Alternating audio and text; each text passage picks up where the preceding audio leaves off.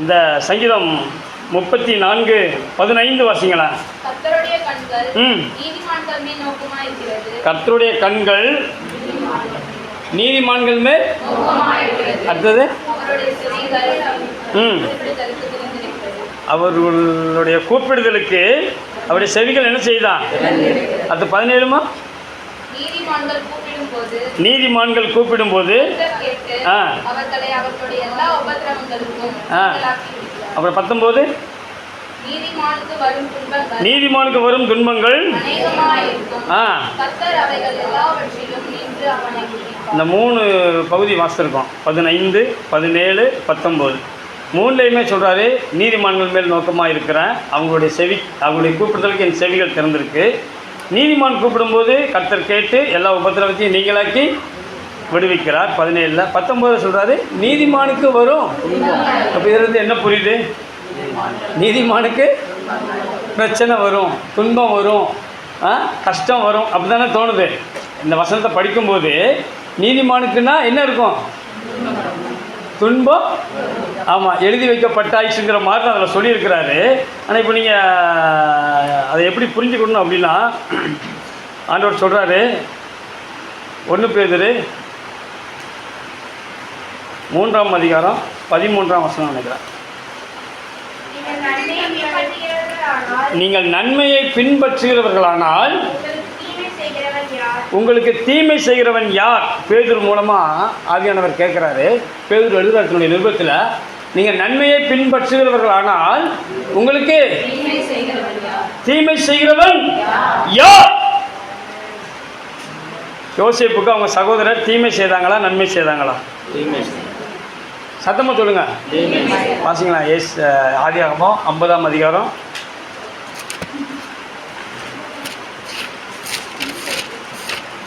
20ஆம் வசனமா 20 அவன் சொல்கிறான், யோசேப்பு சொல்கிறான், பாருங்களேன் எவ்வளோ பெரிய தேவ மனுஷன். அவன் சொல்கிறான் நீங்கள் எனக்கு தீமை செய்தீர்கள் அப்படின்னு என்ன செய்யலை? சத்தமாக சொல்லுங்களா. ஆனால் அவங்க தீமை செஞ்சாங்களா இல்லையா? செஞ்சது தீமை. ஆனால் அவன் சொல்கிறான் நீங்கள் எனக்கு தீமை செய்ய குழிக்குள்ளே போட்டது, கொலை செய்ய நினச்சது, குழிக்குள்ளே போட்டது, விற்றது. அவன் சொல்கிறான் நினச்சது என்னவோ கொலை பண்ண, அதுதான் சொல்கிறான் நீங்கள் எனக்கு தீமை செய்ய. வேதம் அவ்வளவு மைனூட்டாக நீங்கள் யோசிக்கணும். அவங்க செஞ்சது தீமை இல்லைங்கிறான், நீங்கள் நினச்சது என்னது? அவனை கொலை செய்ய நினச்சாங்க இல்லையா? புரியுதா நான் பேசுறது? அவன் சொல்கிறான் நீங்கள் எனக்கு தீமை செய்ய நினச்சிங்க, ஆனால் நீங்கள் எனக்கு செய்யலைங்கிறான். அவனை விற்றுட்டாங்க. அந்த தேவன் எப்படி முடிச்சாரா? நன்மையாக முடி. அப்படின்னா யாரா இருக்கட்டும் பிரியமானவர்களே, நீங்கள் நன்மையை மாத்திரம் செய்ய நினைப்பீர்களே ஆனால் உங்களுக்கு தீமை செய்கிறவன். இப்போ வாசிங்க சங்கீதம் 34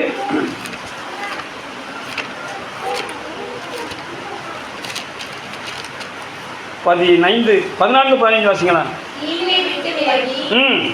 நம்மளுக்கு சொல்றாரு நீங்க தீமையை விட்டு விலகி தீமையோடு கூட இருந்துட்டே நம்ம என்ன செய்யக்கூடாது?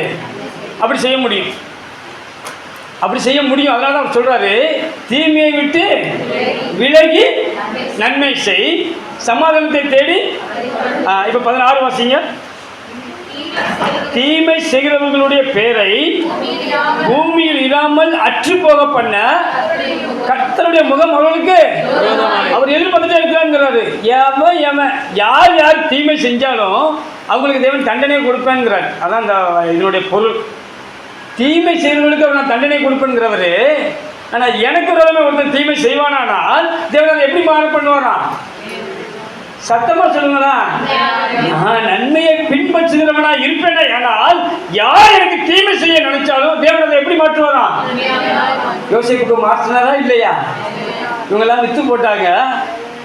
அவனுக்கு செஞ்சது ஒருவேளை நம்முடைய அறிவின்படி தீமையாக இருக்கலாம். அவன் சொல்றான் நீங்க தீமை செய்ய நினைச்சீங்க, ஆண்டவர் அதை எனக்கு நன்மையாக, அது எல்லாருக்குமே நன்மையாக, அது ஆண்டவரால் முடியும். பிரியமானவர்களே, நீதிமானுக்கு வரும் துன்பம் அநேகமாக இருக்கும், அல்லது நீதிமானுக்கு உபத்திரவம் வரும் அப்படிலாம் வேதம் சொல்லுது. தாவீது கூட உபத்திரவப்பட்டான். பிரச்சனையின் மத்தியில் இருந்தால், வனாந்திரத்தில் இருந்தால், சவுல் ராஜாவுக்கு பயந்து ஓடுனா. ஆனால் அவன் என்ன செஞ்சான்? வாசிங்களேன் ரோமர் மன்னிக்கணும் 1 பேதுரு 3:9 தான். தீமைக்கு தீமையும் உதாசீனத்துக்கு உதாசீனத்தையும் சரி கட்டாமல் அதற்கு பதிலாக நீங்கள் அந்த அறிவு வேணும் பிரியமானவர்களே. இது ஒரு பிரத்யேகமான காரியம். அவர் சொல்றாரு,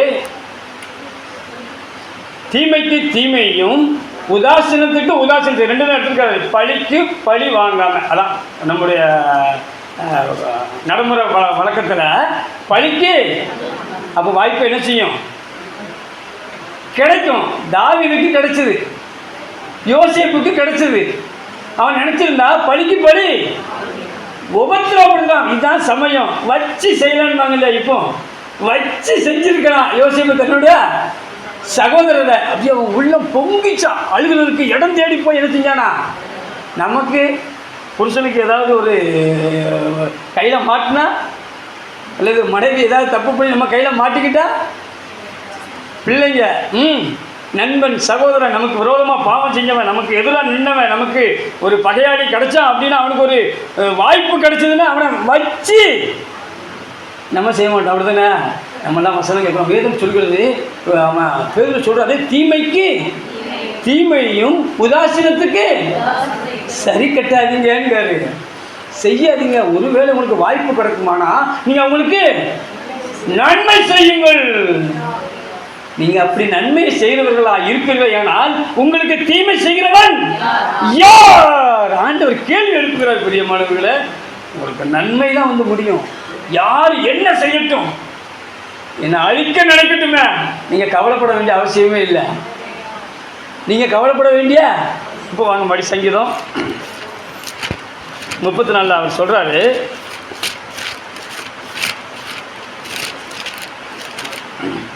பதினேழு வாசிங்க. நீதிமான்கள் கூப்பிடும்போது ஆண்டவர் கேட்கிறார். பிரியமானவர்களே, நீங்க கூப்பிடுறீங்களா? அவிசுவாசத்தோடு கூப்பிடுறீங்களா? என்னத்தை செய்ய பிரதர், என்ன சொல்ல பிரதர், ஒரே பிரச்சனை, ஒரே தேவை, விபத்திரமம், ஒரே நிந்த, அவமானம், பாடு, காசு இல்லை, தரித்திரம், இப்படின்னு எங்களுடைய வாழ்க்கை போய்கிட்டு இருக்குன்னு நினைக்கிறீங்களா? தாவீது அப்படிதான் அலைஞ்சான், மனோந்தரத்தில் அலைஞ்சான். பிரியமானவர்களே, சாப்பிட்றதுக்கு ஒன்றும் இல்லை.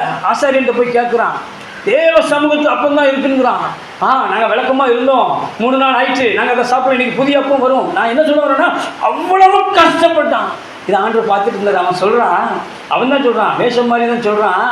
அவன் முன்னால் பைத்தியக்காரன் நின்றுட்டு சொல்கிறான், நீதிமான்கள் கூப்பிடும்போது கர்த்தர் கேட்டு அவர்களை அவருடைய எல்லா உபத்திரவங்களுக்கும், எது தெரியுமா உபத்திரவம்? நான் உபத்திரவப்படும்போது அல்லது நான் பிரச்சனையின் மத்தியில் இருக்கும்போது நான் அவிசுவாசமாக இருந்தேன்னு வைங்களேன், இருக்கிறதுலேயே அதுதான் மகா உபத்திரவம். பிரியமானவர்களே, ஆண்டவர் என் கூட இருக்க மாட்டார். அதுதான் ஆண்டவர் என் கூட இல்லாத இருக்கிற சூழல் இருக்கு இல்லையா, அதுதான் உபத்திரவத்தினுடைய உச்சம்.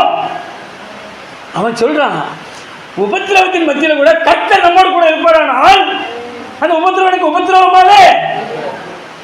உங்களுக்கு புரியுதா? சிங்க கவி யாருக்கு? தானியேலுக்கு. எல்லாரும் நினைச்சாங்க அவன் செத்துருவான்னு நினைச்சாங்க, அவனை சாகடிக்கும் தான் நினைச்சாங்க. சிங்க கவிக்குள்ள தான் இருந்தான், விடுதலையோடு இருந்தானா இல்லையா? சிங்கம் மாதிரி இருந்தான். பிரியமானவர்களே, உபத்திரவத்துக்குள்ள தான் இருந்தான். சாத்ராக், மேஷாக், ஆபேத்நேகோ, அனனியா, அசரியா, மிஷாவேல் 3 பேர் இருந்தாங்க. அக்கினிக்குள்ள இருந்தாங்க, உபத்திரவத்துக்குள்ள இருந்தாங்க, பிரச்சனையின் மத்தியில் இருந்தாங்க. ஆனா எப்படி இருந்தாங்க?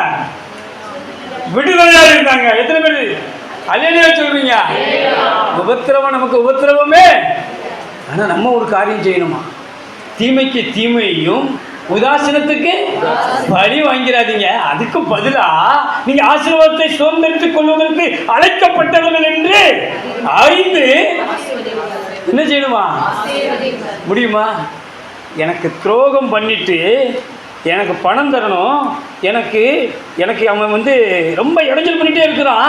ஆனால் ஆண்டவர் சொல்றாரு, நீ தீமைக்கு தீமைய அது ஏன் வேலைப்பா, நீ செஞ்சிடாதுங்கிறாரு. கூடுமானால் உங்களால் ஆன மட்டும் யாவரோடும் அது முடியும். ஆனால் நம்ம அதை முயற்சிக்கணும். பிரியமானவர்களே, அதை முயற்சிக்கணும், நீங்கள் அதை விரும்பணும். நீங்கள் அதை விரும்பவில்லை ஆனால் அப்படி நடக்கத்தக்க அப்போ அந்த பாதையின் வழியாக நடப்பதற்கு 5:44 வாசிக்க முடிச்சிடலாம். மேத்யூ 5:44. நான் உங்களுக்கு சொல்லுகிறேன் உங்கள் சத்துருக்களை சிநேகியுங்கள். அவர் சிநேகிக்க சொல்கிறார். பிரியமானவர்களே, உங்களை சபிக்கிறவர்களை ஆசீர்வதியுங்கள். உங்களை சபிக்கிறவர்களே, அது அவங்களுக்கு தெரியணும்னு கட்டாயம் இல்லை. அவங்களுக்கு தெரியாமலே நீங்கள் மனசுக்குள்ள என்ன செய்ய முடியும்? ஆசீர்வதிக்க. பெருமைக்கு இல்லை, அதாவது நடிப்புக்கு இல்லை, மாய்மாலத்துக்கு இல்லை, இயல்பா இருதயத்தினுடைய ஆழத்திலிருந்து உங்களை பகைக்கிறவர்களுக்காகவும் பகைக்கிறவர்களுக்கு நன்மை செய்யுங்கள், நிந்திக்கிறவர்களுக்காகவும் உங்களை துன்பப்படுத்திக்கிட்டே இருக்காங்களா, அவங்களை என்ன செய்யணுமா? அவங்களுக்காக ஜெபம் பண்ணுங்க. பிரியமானவர்களே, இது முடியாத காரியம் என்று நீங்கள் நினைக்கலாம், அது முடியாத காரியம் இல்லை. அவருடைய கற்பனைகள் பாரமானவைகள் அல்ல என்று வேதம் சொல்கிறது. வாஞ்சிப்போம். அப்பொழுது தேவன் நம்மோடு கூட இருந்த இந்த சங்கீதத்தில் சொன்ன நீதிமான் உபத்திரவப்படும் போது நீதிமான் அவருடைய கூப்பிடுதலை கேட்குறாரு. நீதிமானுடைய பிரச்சனைக்கு எல்லாவற்றுக்கும் தேவன் நம்மோடு கூட இருந்து அந்த பிரச்சனை என்ன செஞ்சிருவாரு? நீங்கள் நன்மையை பின்பற்றுவதானால் உங்களுக்கு தீமை செய்கிறவன் ஒருவரும் இல்லை. பிரியமானவர்களே, விசுவாசத்தோடு இருப்போம். இப்படி கிருபையை கேட்போம். தேவன் நம்மை வழிநடத்துவதாக. தேவன் கொடுத்தாலும் சங்கீதத்துக்காக தேவனை சோத்தரிக்கலாம்.